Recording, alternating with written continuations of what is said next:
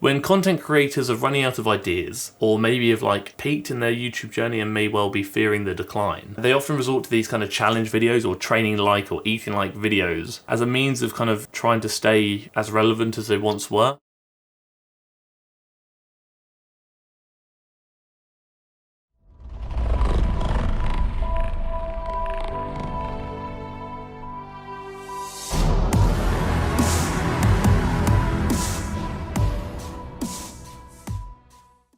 This is the final video before Christmas, hence the attire, and don't worry, the hat will also reflect that. This video is going to be slightly different. Some of the future videos over the next couple of weeks will also be slightly different because as the new year approaches, a lot of people kind of reconsider their goals. Some people may well actually be getting into fitness for the first time, and if you're watching this, that may be you. It's hard to know where to start and what to do. And there are a few videos I want to release over the next couple of weeks. One of which being this one, in which I'm going to discuss how a lot of these content creators are doing these like Hollywood challenges or just challenges in general, which I don't necessarily think you should do, and I'm going to explain why shortly. I'm also going to cover like a channel tier list, so that hopefully helps you kind of pinpoint where you should maybe focus your energy on when looking at creators to invest your time into. On top of that, in the new year, the first video of the new year, hopefully, will be a big one. I'm not going to tell you what it is. All I'm going to say is just hold out on programming and hold out on creating your own program until the first Monday of the new year, we'll say. You already know what the video is because I've kind of covered it, but before we start the video, let's do a few things. 1100 likes in the first 24 hours is the goal, so if we could reach that, that'll be bloody splendid. I would really appreciate it. Again, if you haven't already, please do consider clicking the red button down below and subscribing to the channel, and maybe even the bell next to it so you get notified when I upload every week, twice a week. And if you have a question you want me to answer at the end of the next video, drop it down below in the comment section for comment question of the week, and I shall do so. Is there a right way? Is there a wrong way? I feel like that's the right way. It kind of looks like the Christmas version of the Harry Potter sorting hat, doesn't it? Hello, welcome to Christmas. Something I've noticed a lot of over the last like few months. I haven't really paid much attention to it until recently, but I started to pick it up and then realised it's actually gone on for a lot longer than I thought. That is content creators basically shifting their content, in many cases kind of prioritizing challenge videos. And again, I have no issue with that whatsoever. At the end of the day, it's your YouTube channel and you must create the content that you want to create. But I know the new year is approaching, and I know that a lot of people are going to be looking at these content creators and looking at these workout challenges and may well be considering whether they should do them as well as their kind of like start into fitness. The first thing I'm going to say, which I always say, is just because you see something online, do not ever feel pressure to do it yourself. Who you're looking at online is another individual. You are you and they are them. And in many cases, these individuals that you are looking at online are very experienced fitness figures and trainers themselves perhaps, but whatever they are, they're very experienced in the realm of fitness, which is fantastic. If I type in certain creators, I will see training like Spider-Man, training like Adele for her 100-pound weight loss, training like Will Smith, 20 pounds in 20 weeks, training like Chris Hemsworth for Thor. This was insane, I bet it was. Just because you see a 100-pound weight loss doesn't mean you should try and lose 100 pounds. And just because Will Smith is trying to lose 20 pounds in 20 weeks, it doesn't mean you should be trying to lose 20 pounds in 20 weeks. I think it's very easy to fall into the trap of setting yourself goals based on what other people are trying to achieve or what they have already achieved, rather than setting yourself goals based on what you want to achieve and what you can achieve. So at the end of the day, the goal must be realistic, because if it's not realistic, you're probably not going to achieve it. If you don't achieve it, you're probably not going to feel very good about yourself, which isn't going to motivate you to then chase the next goal. I mean, you scroll through, you've got train like Wonder Woman for 30 days, you've got train like Lara Croft, train like a ballerina. It's eating challenge as well. I ate like The Rock for 24 hours. I tried Dwayne The Rock Johnson's diet. Even BuzzFeed are getting on it, because we know BuzzFeed are a great source of valuable and reliable information. They're not. Realistically, like, what are you going to achieve in 30 days? Like, sure, you will achieve something. If you train well, you eat well, you do what you need to do to achieve your goals, you can certainly achieve those goals, but what are those goals? You're not going to get shredded for summer in 30 days. You're not going to pack on mass amounts of muscle in 30 days. You're not going to lose 30 pounds in 30 days. You need to identify what you want to achieve and when you want to achieve it by, and whether that is realistic. I think a lot of times these challenges can promote quite unrealistic expectations, that training like a superhero for 30 days will make you look like Thor, or training like Adele will help you lose 100 pounds. How they train is less relevant. It's the kind of fundamental principles of what they're doing which is the important thing. So when it comes to weight loss, they're likely resistance training, so lifting weights. They're likely expending more calories than they consume through activity, maybe getting their steps in, whatever it may be, and they're likely eating in a calorie deficit, which also goes into expending more calories than they consume. It doesn't need to be that complicated, and how you go about it is you do whatever's best for you. Don't worry, we will look at some of these videos. I'm not just going to talk at you for a while. This is not based on fact whatsoever. This is me just kind of assuming. When content creators are running out of ideas, or maybe have like peaked in their YouTube journey and may well be fearing the decline, they often resort to these kind of challenge videos or training like or eating like videos as a means of kind of trying to stay as relevant as they once were. And I don't mean that in a negative way at all. YouTube is fickle and YouTube is hard.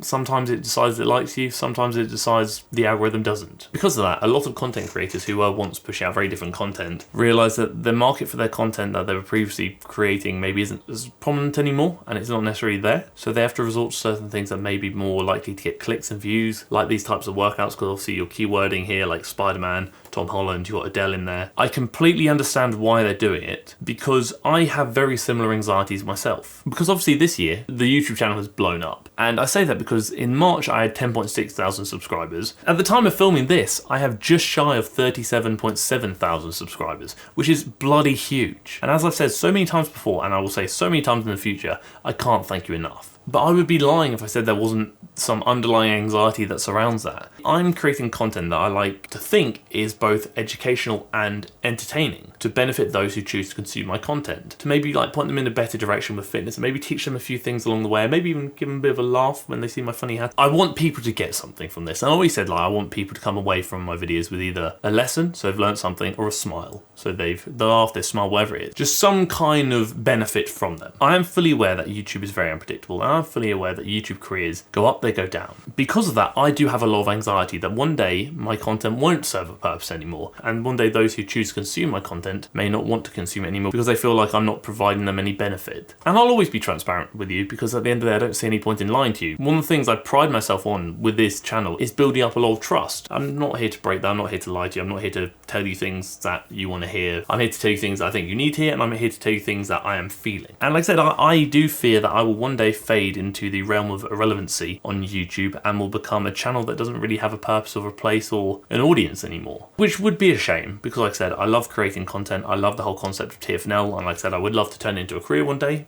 but I'm fully aware that YouTube won't last forever. I always kind of question when I upload a video, is this going to be the last one that people like to watch of mine? Are they no longer going to watch my content after this one? Things like that. Those are the thoughts that go through my head. A lot of self-doubt. At the end of the day, provided I've provided something to you, I've done my job, I've fulfilled and served a purpose. So for that reason, I do understand why these content creators are creating videos like this, because they are likely to maybe, hopefully, get clicks and keep them ticking along. The issue I have with some of this content is Hollywood training is notoriously suboptimal, we will say, as is their approach to dieting, and in many cases is also very enhanced. For example, movements like this, what is the purpose behind them? Maybe the movement's just not being performed very well, very effectively. Why is it being performed? And that's always a question you have to ask yourself. If you can't justify why you're doing a movement, should you really be doing that movement? And then we flip over to training like Adele for her 100-pound weight loss. According to this, she did 30 minutes on the stepper, so some 30 minutes of low intensity steady state cardio. And the purpose of that is more than likely caloric expenditure. But you know what we're really interested in is the resistance training, because that's what we like to see here. One thing to consider is, how do we know that Adele did indeed train like this? Where are we getting this program from? Was it from Reddit? Was it from a credible source online? Or was it just made up by somebody else and then titled in this manner to hopefully get clicks and views? Who knows? Again, I'm speculating, who knows? So the first movement we have is the deadlift. Tap and go deadlifts I'm not really a massive fan of. I like to think, you know, deadlift, dead stop, and by dead stop I mean stopping at the bottom of the rep, resetting, rebracing, do what you need to do. As you can see here, Lucy is using the mixed grip, which is absolutely fine. If you want a mixed grip, go for it. Just ensure you are doing plenty of unilateral work and maybe anti-rotational work to help prevent imbalances from occurring. If you double overhand grip, your grip is going to give out far before your posterior chain does. If you hook grip, it's great, it's fantastic, but it bloody well hurts and it's hard to do that for reps. You can strap up, fine. Or mixed grip is obviously an alternative. But like I said, unilateral work and anti-rotational work. By unilateral work, I mean like one side at a time. And anti-rotational work, I mean movements like the Palloff press. Things that kind of cause you to fight rotation, i.e. anti-rotational, which is really good for the obliques. But as a whole, the technique's pretty solid to us. Like the back's in a good position. The head's a bit up, but you do you. The bracing could be addressed, but I think that's because it's tap and go. If it wasn't tap and go, I think the bracing would likely be better. And by bracing, I mean core bracing, you know, keeping that all solid and locked in. In a lot of cases, the deadlift could be deemed to be suboptimal for hypertrophy benefits depending on what you're trying to achieve. If you're looking for hypertrophy around the lumbar region, so the lower back, sure, it is great for the lower back muscles. If you're looking at hypertrophy for like the lats and more of the mid to upper back muscles, there are better alternatives. Row-based movements, things like that. Contrary to popular belief, the pull-up, the standard pull-up, like the wide grip, is not an amazing lat builder. So lat obviously being this the big muscle of the back down here, because ultimately, I've covered this in the Athlete X video, very much due to your upper arm positioning. The pull-up is more of like a mid-back movement. And the thing to consider is this, is obviously when you're looking at like optimizing hypertrophy, so the building of muscle, you must train to, if not very close to, failure. And the reason why I usually promote training to failure is because people are notoriously bad at gauging where failure actually is. So if you're watching this and you've got a workout tomorrow, go to the gym, and instead of doing your 3 sets of 8 or whatever it may be, do 1 set all out. I mean, just do 1 set, as many reps as you physically can. And I don't mean stop when you don't think you get any more. I mean stop when you physically cannot get any more. So let's say you're doing like a dumbbell row. You row, and then when you literally cannot move the dumbbell anymore and you almost have to resort to partial reps, that is then failure. You're probably able to get a lot more reps than you think, which is what I mean by people aren't usually very good at gauging where failure actually is, which is why I often promote going to failure, because if you fail, you've gauged failure pretty well. The issue with doing like set rep ranges like 3x8 is that if you hit 8 reps and that is failure, it's very unlikely that you're going to then be able to match 8 reps on the second set. You'll probably get 6 or 7. So that's why I usually like a bit more of a range. Would I recommend doing squats and deadlifts in the same day? Because it seems like this is more of a full body workout. I would probably lean towards no for most people. If you're a competitive powerlifter, there's a high likelihood that you should probably squat, bench and deadlift in the same day on at least one of your days, like an SBD day, because you will have to do that in competition. But for the majority of people, I would likely separate squats and deadlifts on separate days. Whether you do your deadlifts on a posterior chain dominant lower body day or a pull dominant day, more like back and stuff, that's completely up to you. What I would do though is if I was going to squat on a day, I would likely also include a hip hinge movement on that day, like an RDL, so a deadlift variation. That's pretty solid form.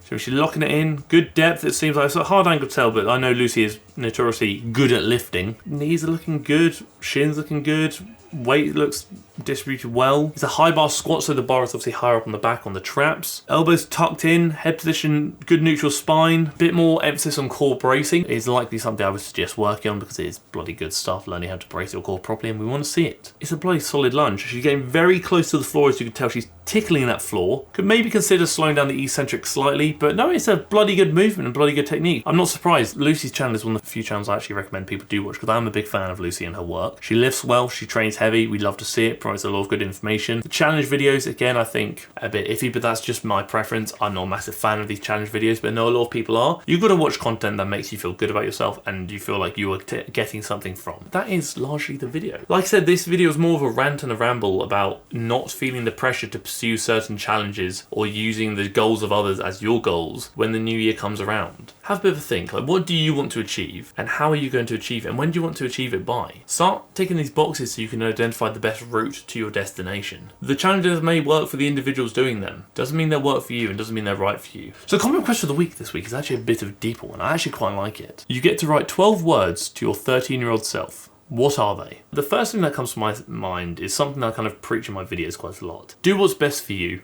you, and not for other people. Because a lot of times I feel like we, and I especially when I was younger, spent too much time trying to please other people, trying to do what I think they wanted me to do and what I thought would maybe make them happy, thus kind of sacrificing my own happiness in the process. It left me feeling pretty crappy about myself in many cases. If you made it this far in the video, I'm very curious to know what are 12 words that you would say to your 13-year-old self if you could. Drop them down below in the comment section. I love to read them. 1100 likes on the video in the first 24 hours is the goal, so if we could shoot for that, that would be bloody splendid. If you haven't already, please do consider clicking the red button down below and subscribing to the channel, and maybe even the bell next to it so you get notified when I upload every week, twice a week. If you too have a question you want me to answer at the end of the next video, please drop it down below for comment question of the week and I shall do so. If you're celebrating the holiday season in any means, I hope you have a great holiday period. I hope you have some much needed time to recover. I hope you enjoy food as you're allowed to, and I hope you just give yourself a break. Try not to feel guilty about the food you're going to consume. Try not to feel guilty about the inactivity. This is rest time. This is a planned and structured deload period where you get to fuel your body with a bit more energy than it needs to recover, and you get to take some time off training if you want to allow yourself to recover. So when it's done and you're back to it, energy is there, recovery is there, and you're ready to absolutely obliterate the goals you may have set for yourself for the new year. Thank you for tolerating me. Thank you for tolerating my ramble and waffle. Fear not, normal and more structured content will resume again shortly, and thank you for tolerating the video.